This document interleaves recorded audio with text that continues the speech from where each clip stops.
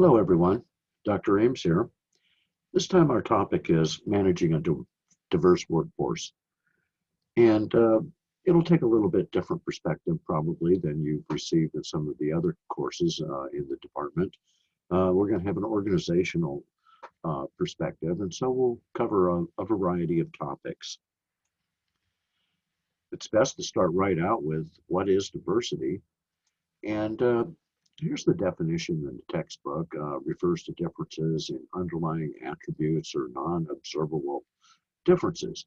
Well, I don't like that definition very much of what diversity is, and so it's just my opinion. I think it's more likely a definition of culture is what they've got there, but it doesn't really sound like a description of diversity. Um, for instance, look at the graphic and look at this list of elements of diversity. It includes a lot of things, and it's not just about underlying attributes, which tends to focus on just what is the makeup of any given individual and what is going on in their minds. Well, all of these things are what diversity is about, and they're not all just about individuals and what is happening in just their minds. So ethnicity, gender, sexual orientation, age, health, well-being, which would include disability, um, physical appearance. We have all sorts of diversity, and we have a whole field of discrimination that comes out of it called lookism, based on your appearance, whether you're tall or you're short, whether you're attractive or whether you're not attractive, and so forth. Um, and then, of course, education is an element of diversity as well as culture is, religion certainly, wealth, physical abilities, and profession.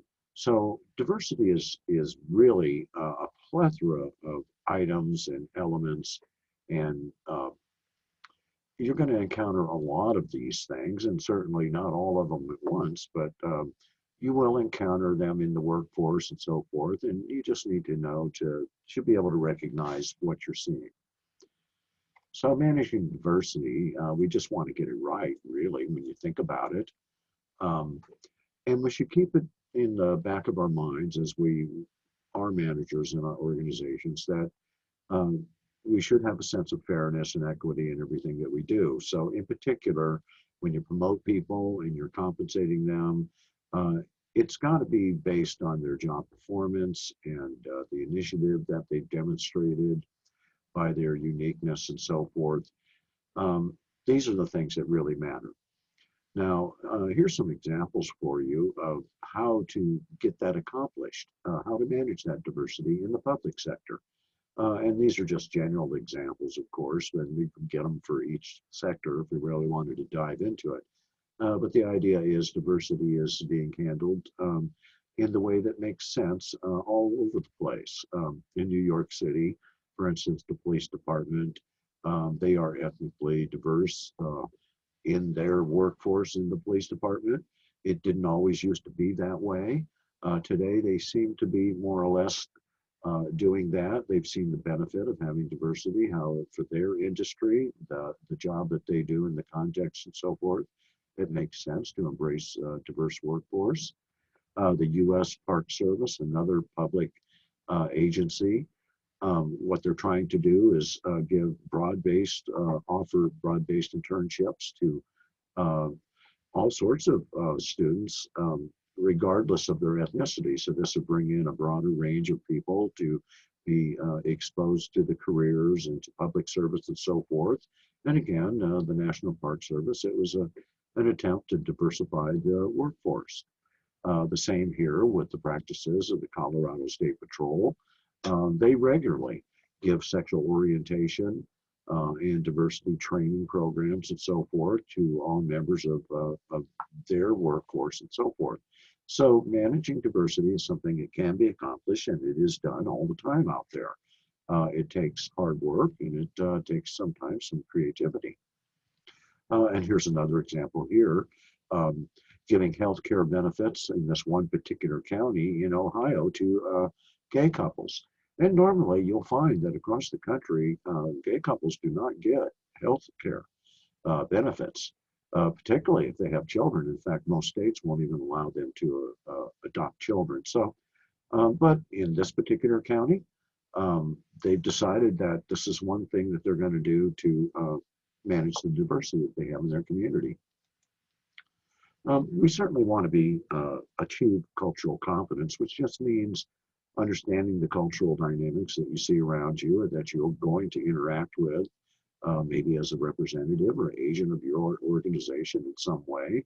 So you want to understand a culture, of course, and be able to read what's going on in a correct way. Um, and certainly, I'm not going to discuss all the steps and all the information that goes with how you become culturally competent. But the most important first step is really becoming self-aware. It's really the idea that you can't really learn about other cultures and interact very successfully until you have some idea about your own antecedents. How did you get to be the person that you are, in other words? How were you raised? What values were stressed, and so forth? All those things matter. And if you have a moment to reflect and think of maybe take a time to list three major values or influences in your life that shaped you into the person that you are. Um, if you can pull that off and then start to think of who you are and what you represent, then you're ready to really understand something completely different. And it makes it much easier to see those similarities and actually make cultural bridges because to become culturally competent, it's about uh, finding the similarities and the things that you have in common with people who are different from yourself. You do not focus on the differences. You focus on those basic human commonalities, and you can go from there. I'd like to share with you now a short little video. It's only a couple of minutes long, but how one banking company uses their knowledge of culture in their marketing promotions. And these are wildly successful, and they're also pretty entertaining.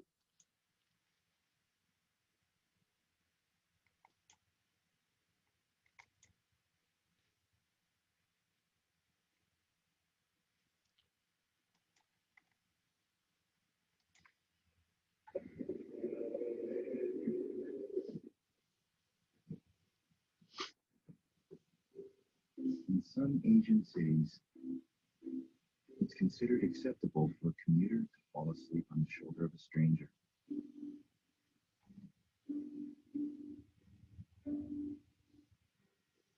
In New York, it's quite a different story.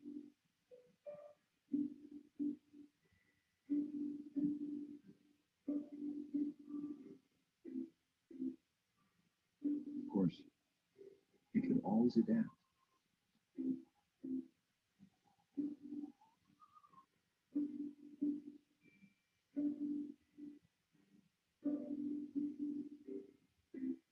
We're the global bank that never underestimates the importance of local knowledge. HSBC, the world's local bank.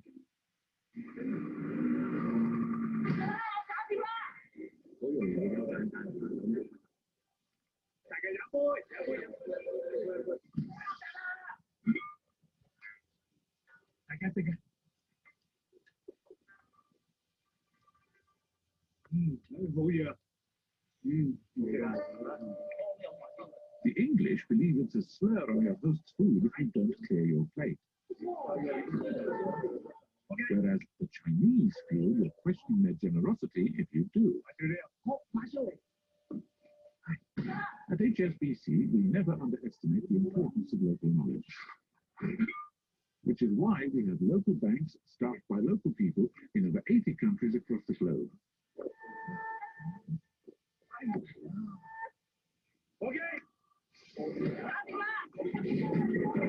HSBC, the world's local bank.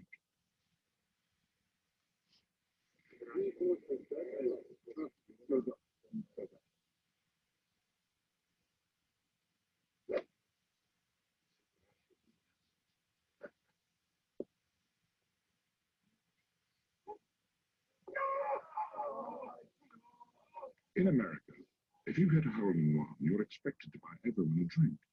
However, in Japan, it's traditional to buy your playing partners expensive gifts.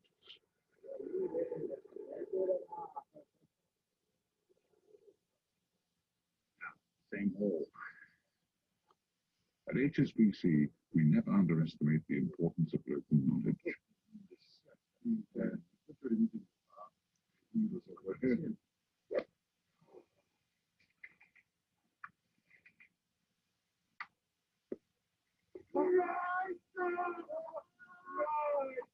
HSBC, the world's local bank.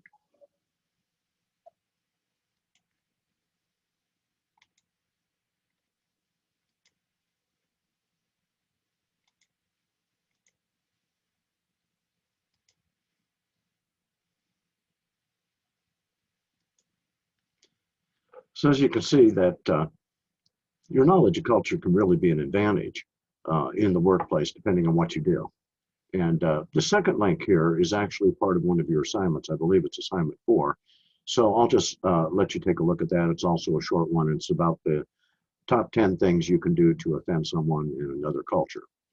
And so it's a little entertaining, and I've just asked you some easy throwaway point questions for it.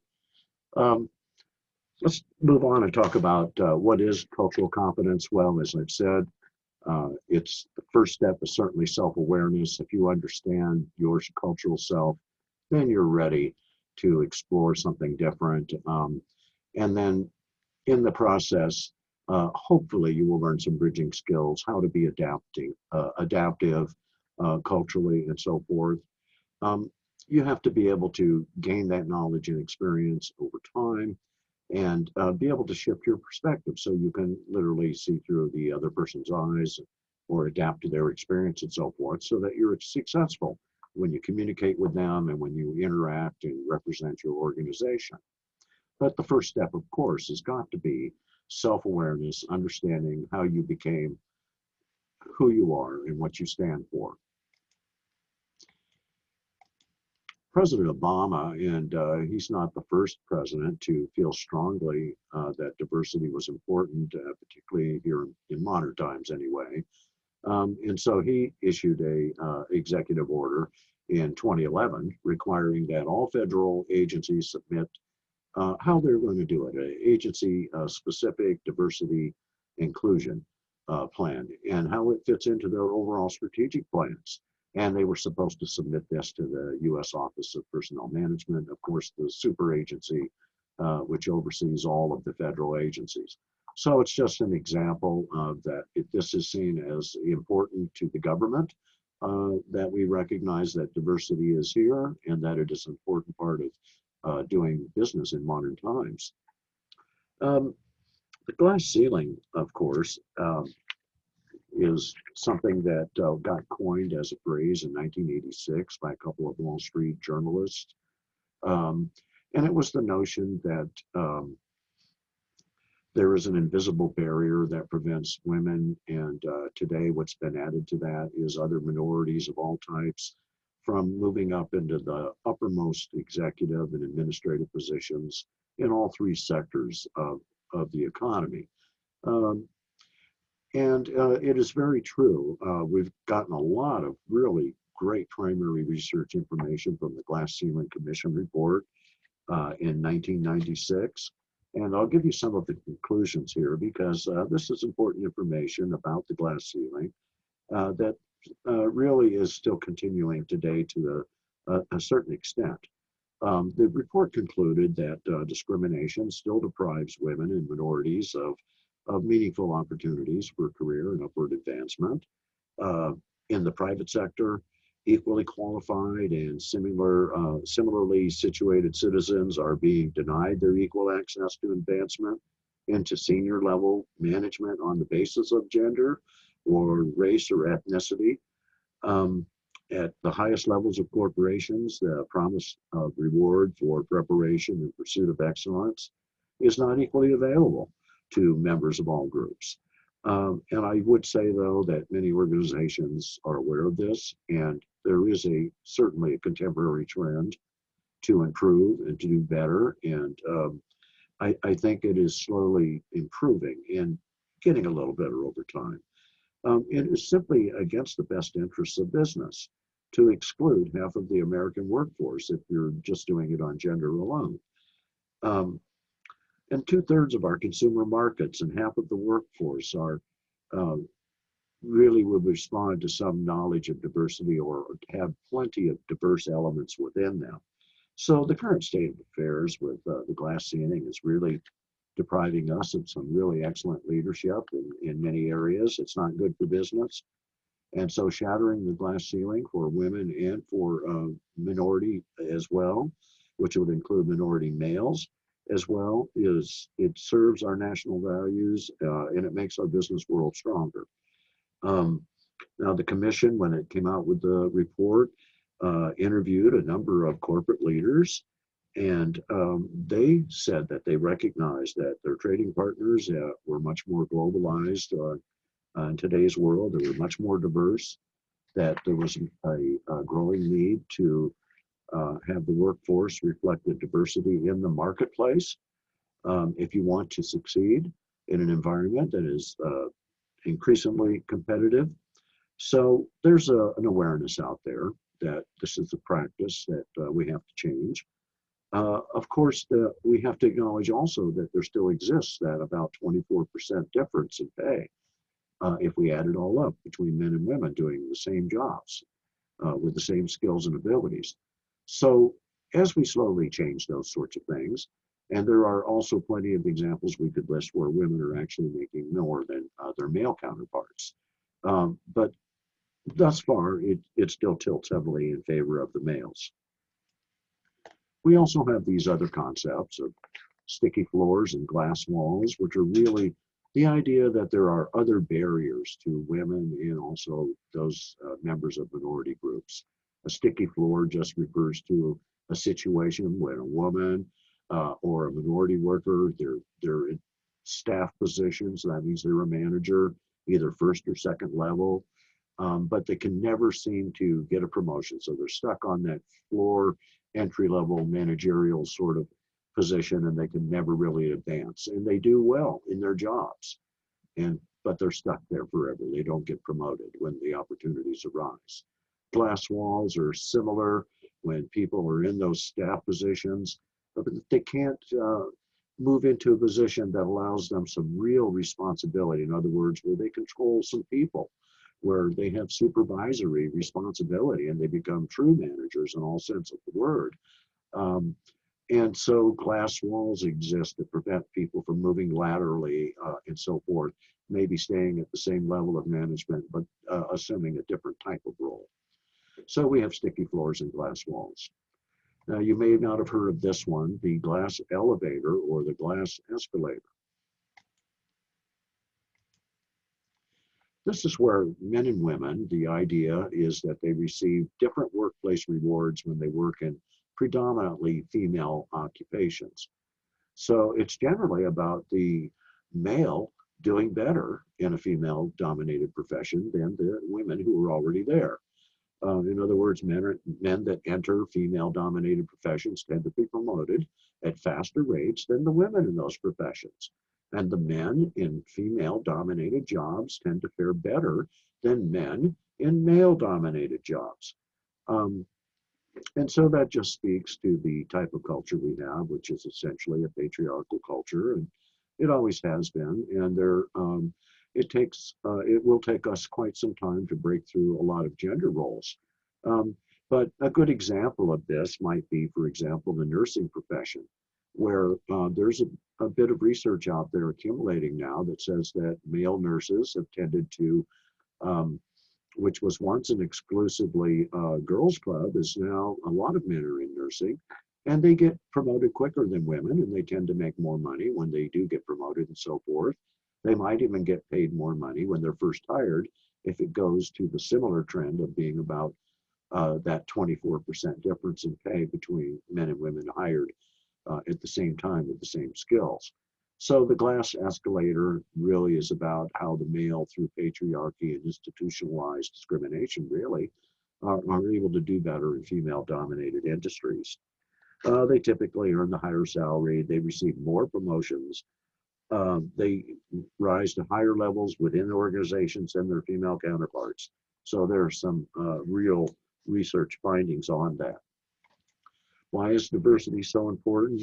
Well, certainly for many, many reasons, but You might be a lot better at delivering services. If you have a diverse workforce, you'll understand people and different groups of people better. You may be more efficient overall. Your productivity generally will improve when you include more diverse elements. So there is a lot of research that says that in all of these areas, whether you just want to be delivering your services better and faster, or you want to increase performance and productivity, well, you can accomplish that with increasing your diversity. Uh, it energizes your organizational culture in ways that allow you to be a little more creative. You're going to get more ideas. They're going to be often the pool of ideas, whatever the topic or context you need ideas for, whether it's working in committees and task forces and so forth.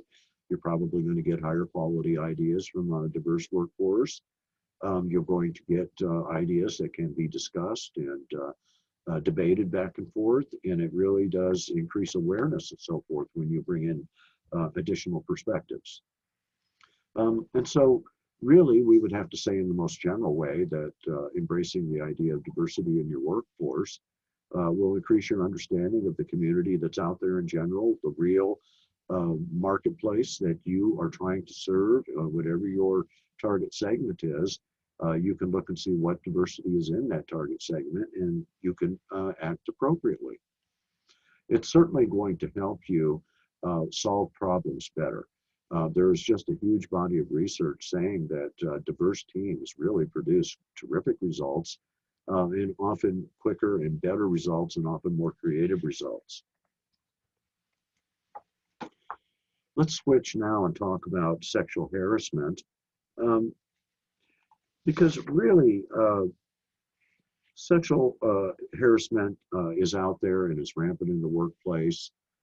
We have an agency, the EEOC, the Equal Opportunity uh, Employment Commission, that defines what it is, and they will help prosecute cases, investigate them, and so forth. But they define it as unwelcome sexual advances, requests for sexual favors, any other verbal or physical conduct of a sexual nature. And it includes a couple different elements that would qualify any given behavior as sexual harassment. First is if you submit to the conduct, it's either implicit or explicit, a term or condition of your employment. That, of course, that would be considered sexual harassment.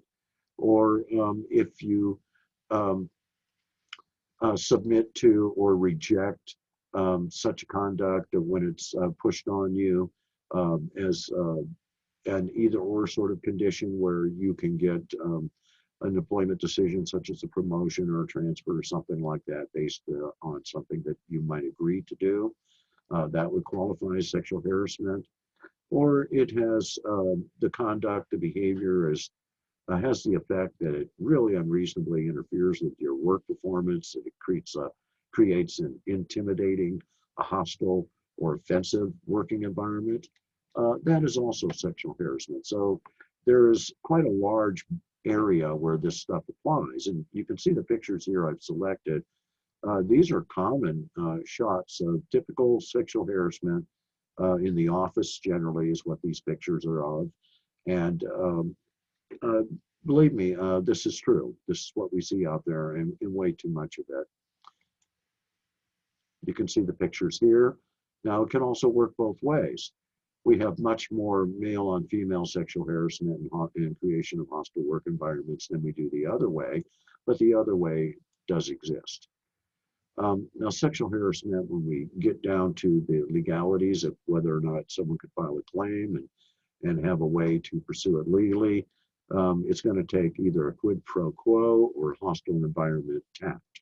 The quid pro quo is those first two uh, discussions yesterday in the previous slide, excuse me, when the employer places sexual demands on the employee as a condition of the person receiving some sort of employee benefits, like getting hired for a job or getting a promotion or a transfer or something.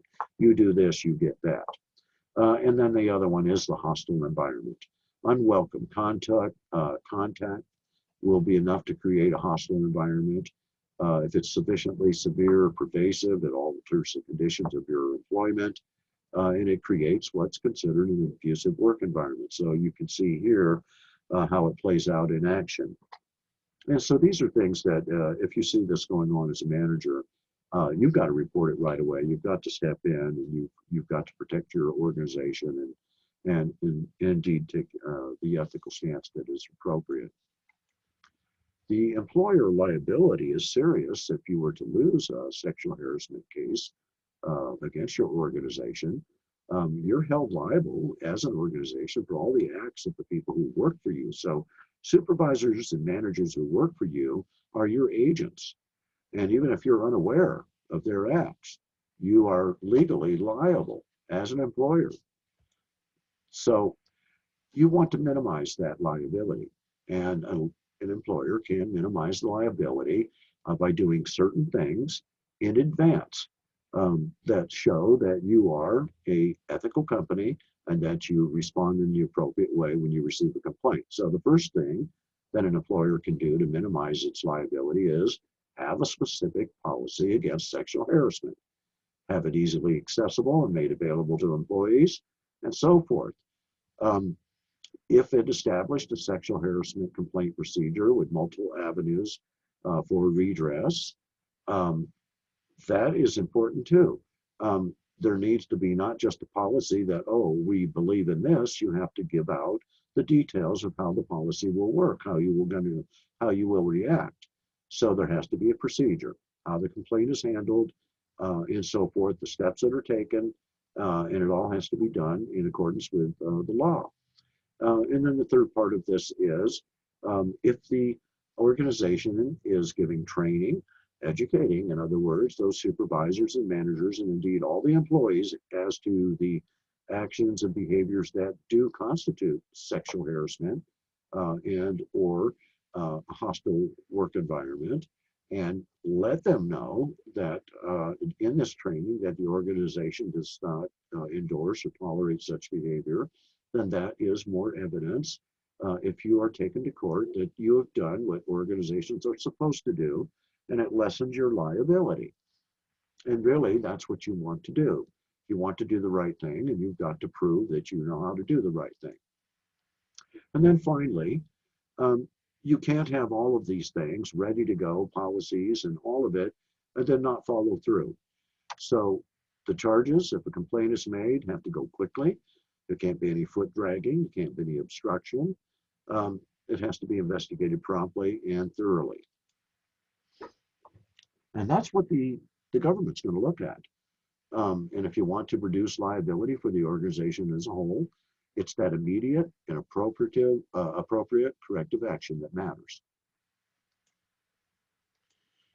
Now, there aren't any laws on the federal side that presently exist that prohibit discrimination on the basis of sexual orientation. Um, Probably the most contentious issue in the workplace today, besides cyberbullying, is this discrimination against gender discrimination, really, is what we're talking about. Um, Originally, we've had a variety of sexual orientation discrimination pieces of legislation introduced in the Congress, and they will get passed by one body or the other. But generally, they're defeated by Republicans and put forth by Democrats, and they have not been able to muster up enough bipartisan support to really do anything about it. So there, there really is no protection that prohibits someone from being discriminated against on the basis of gender. Now, we do have the Civil Service Reform Act of 1978 that prohibits the job discrimination for any non-job related issue. But even so, that is fairly weak when it comes to, say, protecting a transgendered person who has issues of sexual orientation, which is really not about sex, but it's about gender. And that's where we really have to understand the difference. And it becomes more complicated when it gets to the legal arena, whether a company is operating under some discrimination related to sex or if it's related to gender, because social scientists use the term sex to refer to the biological or anatomical identity of a person as a male or a female. But gender is generally used by most professionals to refer to a collection of characteristics that a person could exhibit that are culturally associated with either being a male or a female. So what we have is transgendered people who are, by their sex, either a male or female, but according to the way they feel in their minds, their gender is the opposite, or somewhere in between even. So they can be individuals of any age or sex whose appearance or personal characteristics or behaviors differ from the things, the stereotypes about how we typically perceive the gender roles of men and women, what they are supposed to be, according to our culture. And of course, this here is Caitlyn Jenner, who was the famous Olympian when I was growing up, Bruce Jenner, which is on, he was on Wheaties boxes for 20 years before, after he had a family and everything and became Caitlyn Jenner. So I think those of us who aren't um, gender issue have those problems really find it hard really to understand it. But understanding doesn't mean you have to accept anything. But I think you do have to be tolerant of people, right? We have to be accepting and so forth. We just don't have to endorse things. So they have their rights as individuals and humans under our Constitution as well. Now, we do have some protection for these transgender people in a few states and some local jurisdictions, local cities or county here and there, and a few private organizations who employ some transgendered people might offer them some specially mentioned specific employee protections to them. Um, and so the EEOC has generally taken up cases related to discrimination by sex, but not necessarily very many cases related to gender. So it's still a very murky issue. And of course, with the administration we've had politically for the last 4 years, all the protections and the executive orders that were out there on the books to protect and increase protections for transgender people have been rolled back. So at this point in time, there isn't anything out there to really protect their rights. Let's switch over and talk about the diversity as we might see it in the nonprofit sector for a moment. Um, Certainly, it's a little different in the nonprofit sector. Your workforce, though, you are going to have probably, if you attain any size, a few employees, and you may have diversity within a few employees. If you get to any regular size at all, you likely will have a diverse workforce. But what we're really talking about here is that there is sort of a mismatch when we look at the nonprofit sector in general of those who found the nonprofits and actually manage and run them, the leadership, in other words. And this cuts across the ethnicities here, that the people who found and run these things generally are not from the same cultural status as the people they are serving, their clients. For instance, that's what this graphic here is telling us. For instance, Euro-American or white, if you wish, uh, owners or founders of nonprofits who are the leadership come from the upper and middle class, the white structure, and their clients, whether they are white, black, Latino, or Asian, they're all in the lower class. And this is the same thing that we see when blacks are the founders or the leadership in a nonprofit. Generally, their clientele is not from the middle and upper class leadership like they are, or strata of society like they are. Their clients they serve are generally from the lower class, whether the clients are white, black themselves, or Latino or Asian. And the same holds true for Latino and Asian nonprofits. And so it's very interesting how diversity works in the nonprofit landscape, just in when you look at status differences and so forth, because status differences really are an element of diversity, and it's one that we really don't talk about much or think about too often. And often there are some special difficulties and challenges that nonprofit organizations have. In particular, if they're not an individual nonprofit all by themselves, if they're, for instance, a chapter of a parent organization, a national organization, they have to reconcile all of their actions and so forth with whatever the mandate from the head office is. And so the example is the Boy Scouts of America or even the Girl Scouts and so forth, where they have chapters all over the country, but they all have to adhere to the same practices regarding diversity and so forth, regardless of where they're located in the country or so forth. And again, what we would see is that the leadership would be probably from a different social class than the people that are actually being served by the nonprofit organization.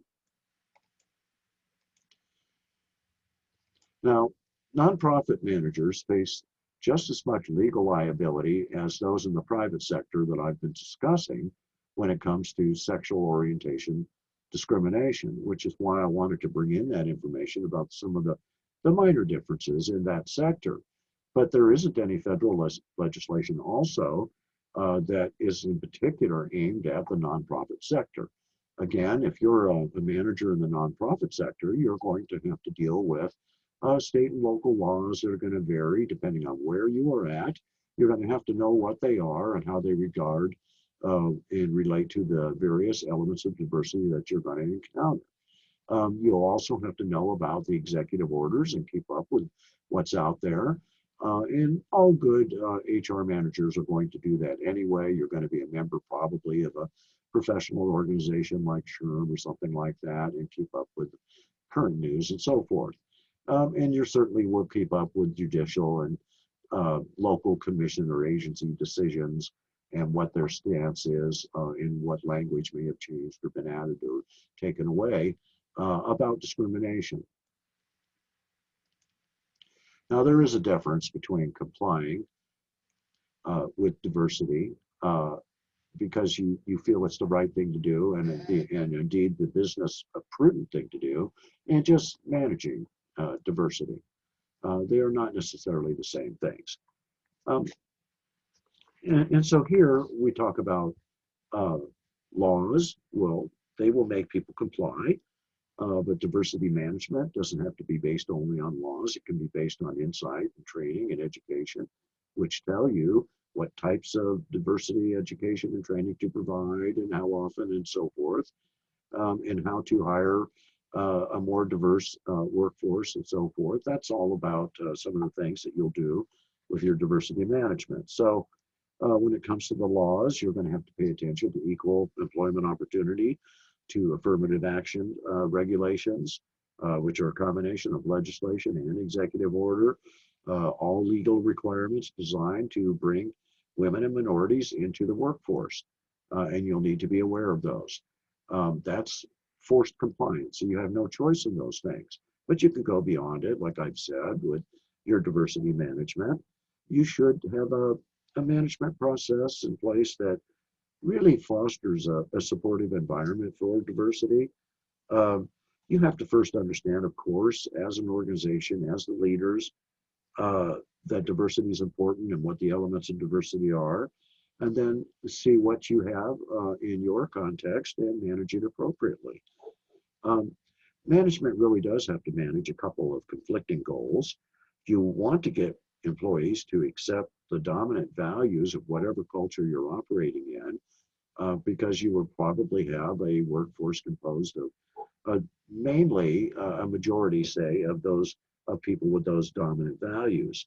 But at the same time, you also want to foster and encourage an acceptance of differences, and it can be done in a organization that provides the proper training and good training. Um, this teaches people how to value diversity and so forth. Um, and so you have to have processes in place and so forth and ways to recognize and appreciate individuals that are different. Um, and promote the attitude that diversity will be an advantage for you if it's well managed, and that it is something to be encouraged rather than discouraged. Now, there are real implications for managing your diversity. People who already work in a place may have some biases. They're either aware of them or they're not aware of them. that as you increase diversity in your workforce, they don't necessarily realize that it's going to affect their behavior. And so you have to think about your incumbent employees, know who and what they represent, what they are, and be prepared, perhaps, to deal with some issues as you increase diversity. So that means you have to train your managers, certainly, as well as your employees, to accept that diversity is essential, but it's just not enough. You've got to go beyond that and really learn how to build trust. So if you're in the public sector, for instance, at the agency level, you have to institutionalize values and policies and practices that recognize fairness and accept diversity as something to be valued. So some of the things that we can take away from this information, which is, I admit, very general and a little scattershot in the topics that are covered in the book, but certainly you want to recruit a diverse workforce, and you want to really find ways to retain that diverse workforce because of all the advantages. And so make sure that your HR practices are really casting a wide enough net to get those qualified applicants and so forth. So that's something that any good HR manager would do. There are great benefits. Um, you will have much better interpersonal communication among your employees. Um, you will, as an organization, be much more responsive to social and demographic changes uh, in the workforce, in the marketplace, because you already are experiencing it in your organization. You will find that you will have a lot less litigation. You won't be sued by everybody. You won't be getting equal opportunity employment lawsuits filed against you for sexual harassment and hostile workforce if you manage your diversity in the way you should. Um, Create and foster a climate of fairness and equity, and accept and support the idea that your diverse groups can probably produce a wider range of ideas for you because different individuals are likely and they do perceive problems in a different light, and therefore you get many more alternative solutions. And and strictly from looking at it from the bottom line perspective, hostile work environment increases turnover, and turnover is expensive no matter what industry or organization that you're in. So you want to have an organization that really represents your market. And your marketplace today, depending really regardless of industry, is global. And the global marketplace is diverse. And so represent the diversity in your own culture, in your society. And it will help you sell to your customer and your constituents and manage them better. And you will do much better in the global marketplace overall. Okay, folks, that's all I wanted to talk about this time. I'll talk to you again soon.